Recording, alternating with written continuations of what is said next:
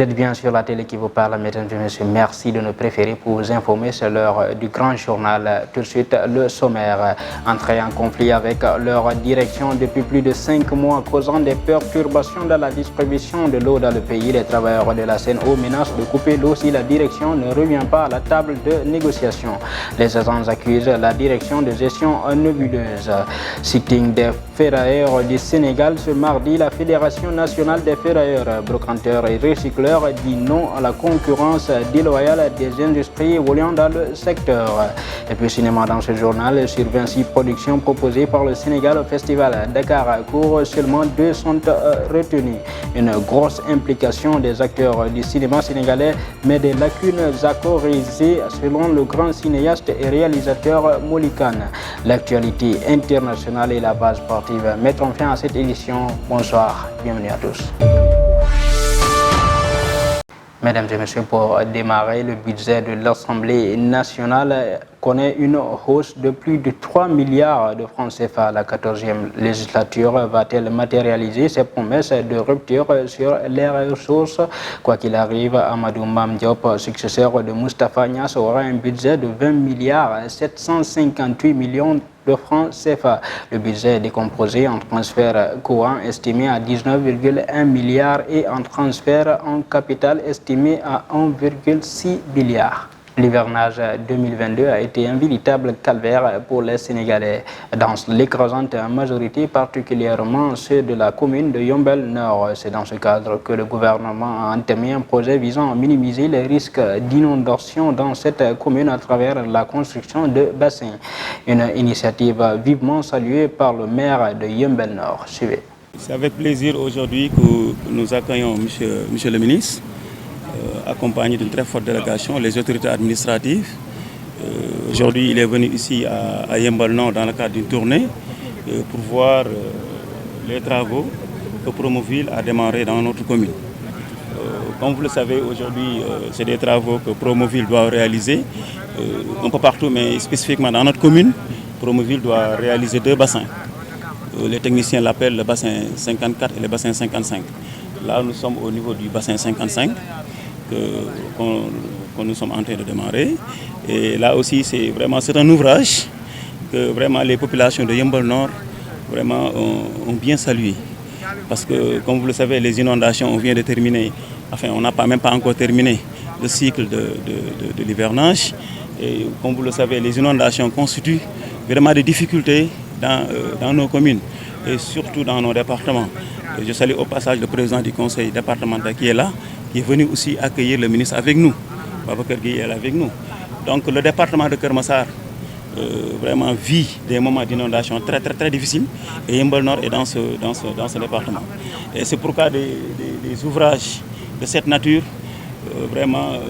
pourront vraiment soulager les populations qui vivent dans ces difficultés. Je vous le disais dans le sommaire, les travailleurs de la CNO ont haussé le ton ce mardi à l'issue d'une assemblée générale tenue devant la direction de cette entreprise. Accompagnés par les camarades syndicalistes de la coalition des confédérations syndicales des travailleuses et travailleurs du Sénégal, ces derniers accusent leur direction de gestion nébuleuse de la CNO et menacent, n'est-ce pas, de couper l'eau si rien n'est fait. Suivez. Nous exprimons notre ras-le-bol face à cette gestion de la direction. Nous avions un grand espoir sur eux, mais au final, une grosse déception. L'entreprise ne réalise aucun résultat depuis notre arrivée ici en 2020. Jusque-là, pourtant, nous avions enregistré plus d'eau et plus de clients. Donc, c'est forcément le management qui n'est pas bon. Ils sont toujours dans le système archaïque. C'est quoi ce comportement? Vous avez encore plus de clients et beaucoup plus d'eau et vous n'avez aucun rendement. Maintenant, nous avertissons tout le monde. Les Sénégalais manqueront d'eau, mais nous vous dirons jamais quand ça devrait arriver parce que sinon, chacun va prendre ses responsabilités. La dernière fois, ils nous ont envoyé des gendarmes, mais qu'ils sachent que cette fois-ci, nous aussi, on a pris nos dispositions. Je vous le disais également dans le sommaire, pour dénoncer les pratiques dites déloyales des industries évoluant dans leur secteur, les ferrailleurs, brocanteurs et recycleurs sont sont descendus dans la rue ce mardi. Le président de la Fédération nationale des ferrailleurs, M. Hassan Bississi, interpelle les autorités pour qu'ils prennent leurs responsabilités et trouvent enfin une solution à leurs problèmes. Suivez. On a fait ce sitting pour alerter l'État du Sénégal parce qu'il y a un danger qui nous guette. Les deux industries que sont la Someta et la Fabrimetal veulent qu'on ferme exclusivement l'export. Et l'expérience qu'on a eue de cette fermeture en 2012 a laissé chez nous un souvenir noir. Pourquoi? Parce que le secteur de la ferraille compte plus de 70 000 personnes qui dépendent de l'export. Aujourd'hui, on peut fermer l'export, mais les exportateurs indiens ne pourront que prendre leurs valises et sortir du pays. Qui seront les victimes? Ce seront les ferrailleurs sénégalais. C'est pour cela que nous alertons l'État du Sénégal, dans la mesure où les deux industries ne manquent pas de matériel. Elles ont suffisamment de matériel au niveau de leurs industries, donc on ne voit pas pourquoi elles veulent aujourd'hui fermer l'export. Nous soupçonnons que c'est la guerre de la fonte. Aujourd'hui, les deux industries commencent à vendre de la fonte parce qu'au niveau de leurs industries, elles ne peuvent prendre que ce que nous appelons, nous, dans notre jargon, la ferraille noire. La fonte ne peut pas être consommée dans ces usines parce que c'est un produit fracassant. Ça risque de poser un problème de qualité. Du coup, elles sont obligées de donner ça aux exportateurs. Maintenant, quand elles ont commencé à faire ça, elles arrivaient à faire 25 000 francs de bénéfices par tonne. Vous imaginez 30 000 tonnes collectées en un mois, vendues avec un bénéfice de 25 000 francs par tonne, ça représente une manne financière. C'est pour cela qu'aujourd'hui, les deux usines font tout pour fermer l'export et ensuite demander à l'État de leur permettre une autorisation pour réouvrir cet export-là. Et puis l'affaire de trafic de visa à l'ambassade de France, deux Sénégalais sont arrêtés et placés en garde à vue pour association de malfaiteurs, trafic de migrants, faux et usage de faux portant sur des écritures administratives et entrave à l'action de la justice. Il s'agit de Samba Diaw, gérant d'une agence de voyage, et son agent Moussa Diaw, arrêté dans une affaire de trafic de visa au consulat de France à Dakar. Ils ont posé pour chaque candidature une commission de 900 000 francs CFA. Il y a quelques semaines en arrière, le projet d'amnistie annoncé par le président de la République, Macky Sall, avait suscité pas mal de débats dans l'arène politique nationale et même internationale. Et d'ailleurs, l'un des concernés, en l'occurrence Karim Wade, avait rejeté en bloc cette offrande. Mais le collectif des anciens de l'Union des jeunesses travaillistes libérales l'invite à accepter la volonté du président Macky Sall. Les détails de Yahara Gueye.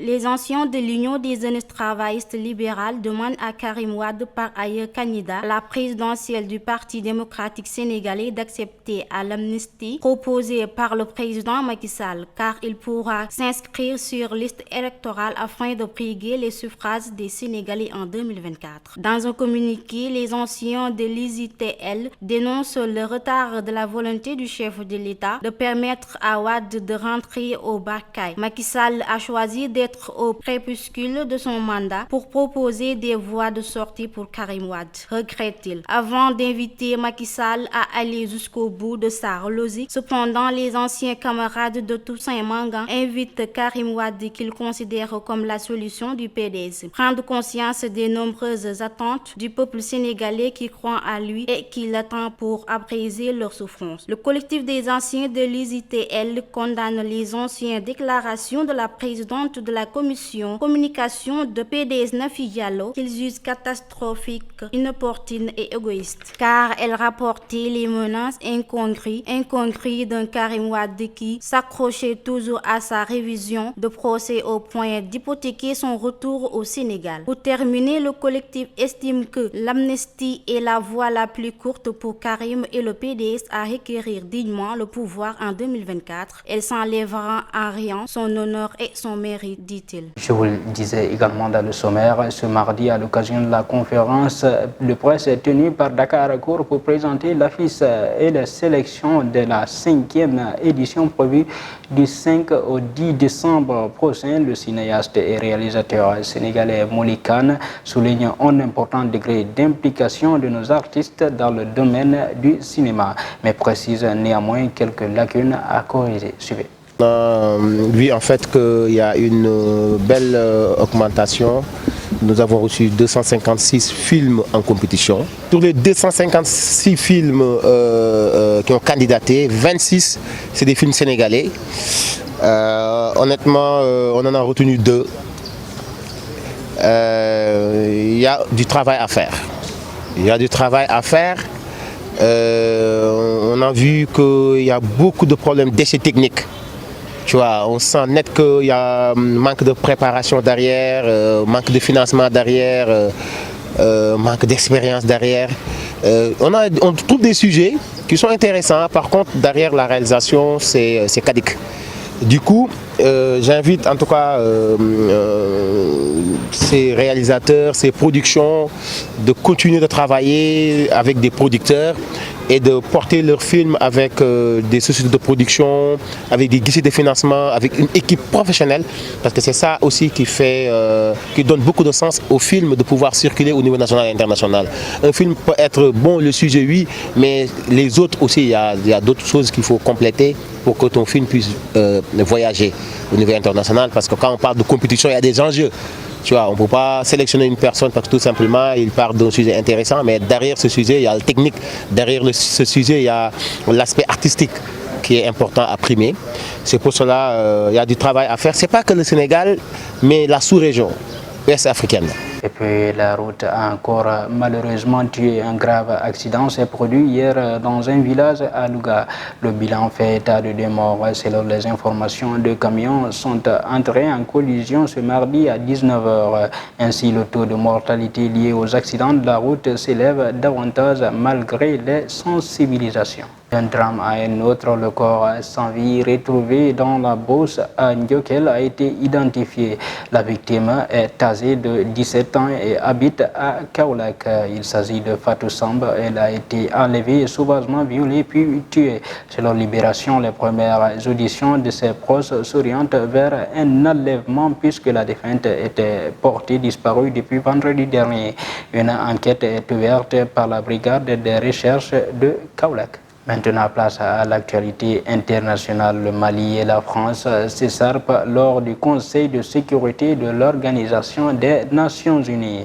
Et puis au Madagascar, le ministre des Affaires étrangères a été limogé après son vote sur le conflit russo-ukrainien. Et puis pour terminer, territoire palestinien, la ville de Naplouse est bloquée par l'armée israélienne. Les détails de Marem Faye. Nous démarrons l'actualité internationale à la réunion du Conseil de sécurité de l'ONU a tourné aux cloches diplomatiques mardi 18 octobre lorsque le ministre des Affaires étrangères malien Abdoulaye Diop et l'ambassadeur français se sont affrontés. Après que Bamako a lancé de nombreuses piques en direction de l'ONU au sujet du rapport du secrétaire général pour la période juin-septembre, Abdoulaye Diop a renouvelé les accusations portées contre Paris. Après un début de séance dans son renommement habituel, la salle du Conseil de sécurité a pris des airs de rang de boxe dès que le ministre des Affaires étrangères malien a pris la parole. Ensuite, Richard Andria Madrato avait été nommé en mars dernier à la tête du ministère des Affaires étrangères malgache. Ce mardi, il a été limogé sur décision du Rajwa Lina et lui est reproché d'avoir pris la décision de voter en faveur de la résolution de l'ONU condamnant les annexions inégales de la Russie en Ukraine, alors que Madagascar a toujours revendiqué faire partie des pays non alignés. Madagascar s'était toujours abstenu lors des votes sur le conflit russo-ukrainien pour marquer sa neutralité. Enfin, depuis mardi dernier, Israël a imposé une fermeture militaire de la ville de Naplouse en Cisjordanie. La vieille ville et son marché ont perdu leurs animations habituelles. Les drones survolant les villes 24 heures sur 24 et les déplacements à l'intérieur et à l'extérieur de Naplouse sont extrêmement restreints. Un seul checkpoint permet aux habitants de sortir de cette ville majeure du nord de la Cisjordanie, nécessitant jusqu'à plusieurs heures d'attente. Les voitures étant minutieusement fouillées, une dizaine de villages alentours sont isolés de de la ville bloquée que par des monticules de terre déposés sur les routes, ce qui met fin à l'actualité internationale. Merci Marème pour cette actualité internationale. À présent, place à la page sportive CAN Beach Soccer 2022, J-3 pour les Lions qui visent déjà un 7e sacre et un 4e d'affilée. Liga espagnole, Patesis et le Rayo Vallecano ont tenu en échec l'Atlético de Madrid au Wanda Metropolitano. Et puis première ligue anglaise avec Cheikhou Kouyaté, toujours sans Moussa Niakhaté, convalescent, Nottingham Forest concède le nul 0 but partout contre Brighton. Les détails de Pendagé. Nous démarrons l'actualité sportive avec les Lions de la plage vont remettre en jeu leur titre de champion d'Afrique à partir de ce vendredi 21 octobre, date du début de la Coupe d'Afrique de Beach Soccer Mozambique 2022. Le Sénégal, vainqueur de la Kosafa Cup, est logé dans la poule B en compagnie de l'Ouganda, le Madagascar et l'Égypte. Les hommes de Mamadou Diallo visent un 7e titre dans la compétition et un 4e consécutif pour entériner leur domination sur le beach soccer continental. Et puis le Rayo Vallecano et Patesis ont attaché un valeureux match nul devant l'Atlético Madrid hier soir, un but partout. Très accrocheuse, la formation d'Andoni Araola a décroché un point mérité ce mardi soir lors de son déplacement au Wanda Metropolitano dans l'un de ses nombreux derbys madrilènes. Ainsi, le Rayo et Patesis grappillent un précieux point dans le ventre nu du championnat avec une bonne 10e position. Enfin, pour terminer avec Cheikhou Kouyaté, entré en cours de jeu, Nottingham Forest n'avance plus et a concédé le match nul contre Bridgestone hier soir lors de la 12e journée de Premier League. Avant-dernière du classement de la Premier League, avant cette journée, Nottingham Forest ne s'est plus gagné. Leur dernière victoire remonte au 8 août dernier, ce qui confirme les difficultés du promu. C'était tout pour l'actualité sportive. Merci Penda pour cette actualité sportive. Mesdames et messieurs, voilà qui met fin à cette édition d'information. Merci de l'avoir suivi. Restez en compagnie des programmes de la Time for Africa, les meilleurs.